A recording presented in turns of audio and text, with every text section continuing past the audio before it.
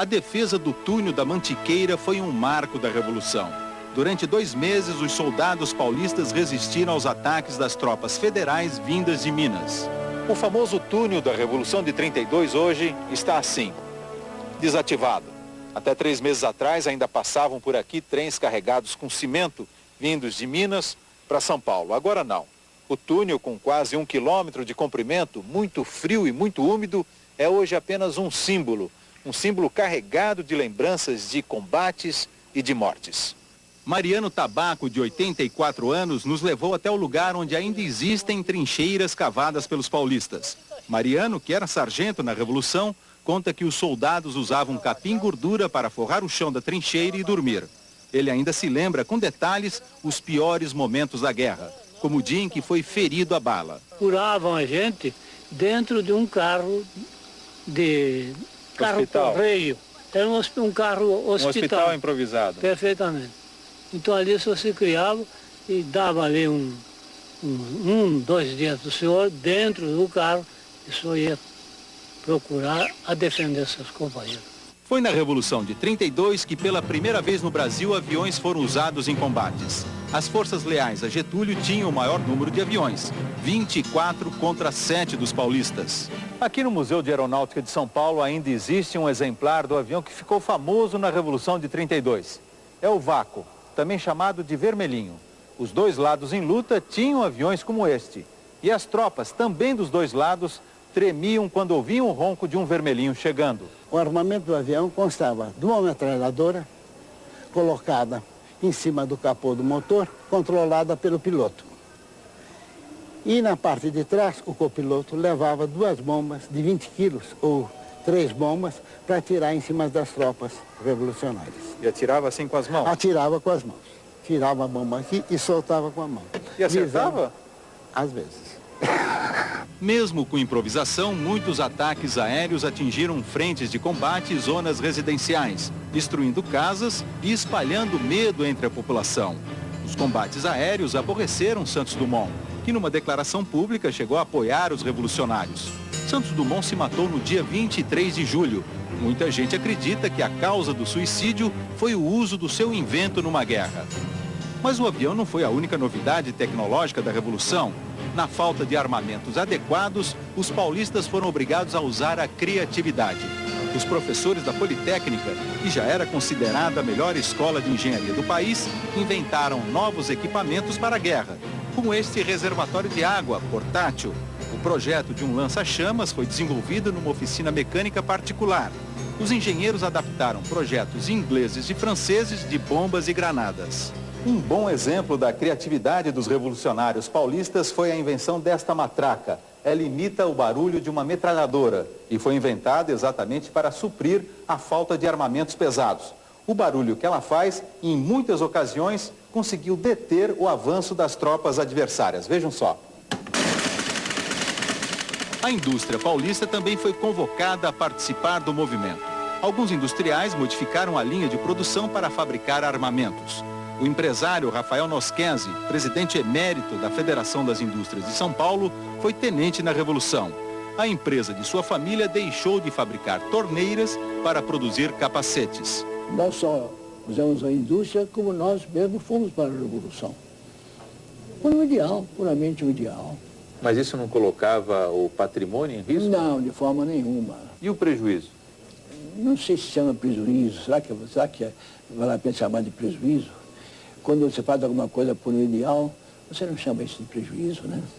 Este pequeno canhão foi construído na própria frente de batalha pelo Major Fernando Lee, um engenheiro que se alistou na Revolução.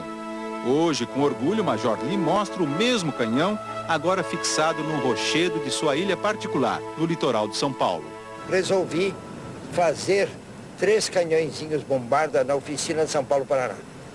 Para isso usamos material da Sorocabana, eixo de locomotiva de Sorocabana. Isso aqui é um eixo, aproveitado e torneado. Aproveitado. Fizemos a culatra torneada, também de aço da Sorocabana. Usamos rodas de Ford velho para a carreta do canhãozinho. Molas dos vagões de estrada de ferro para fazer o recuo do canhão. E torneamos cartuchos que carregávamos com 200 gramas de pólvora e punhamos dentro, como não tínhamos munição, nós punhamos dentro uma granada de 10 segundos. E isso funcionou? Isso funcionou perfeitamente, eu atirava por ângulo. O canhão é uma raridade muito bem conservada. Tem 60 anos e ainda funciona.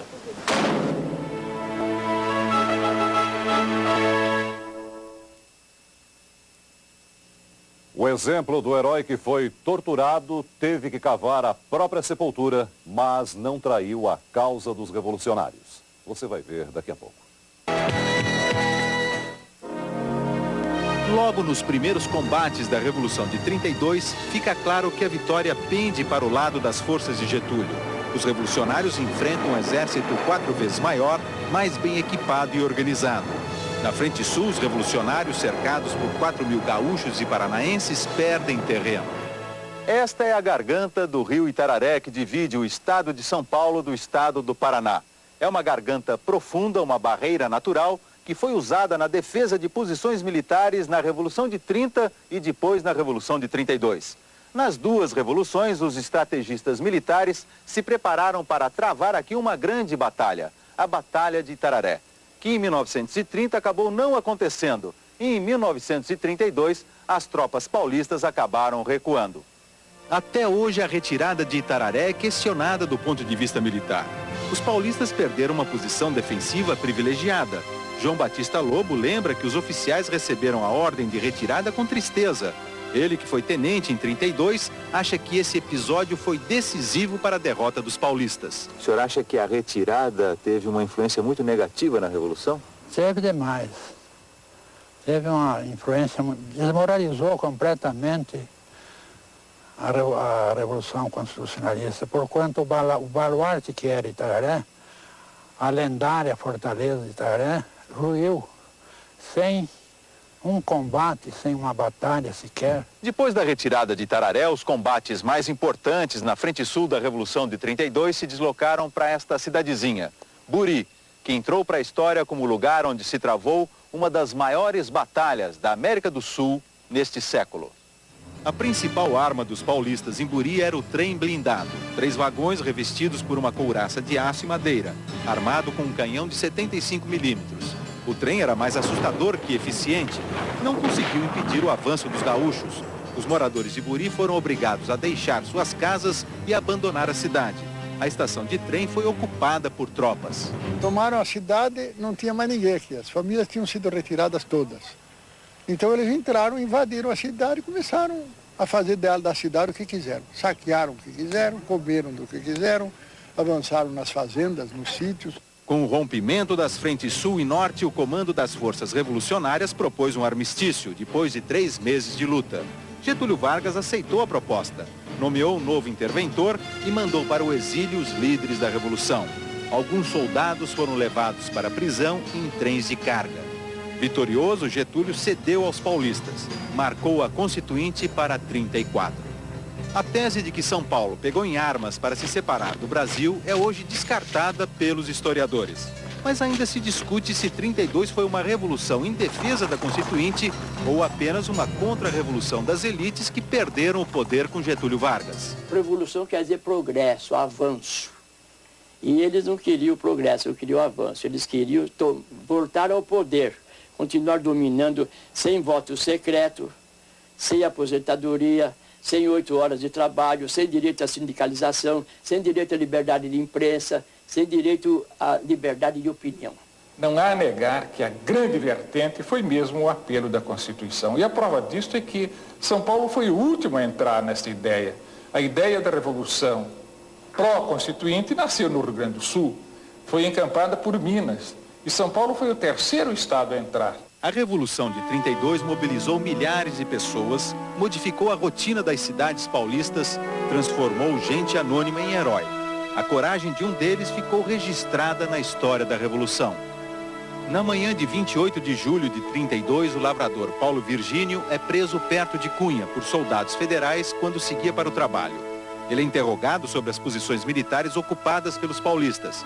Paulo Virgínio conhece a resposta, mas se recusa a responder.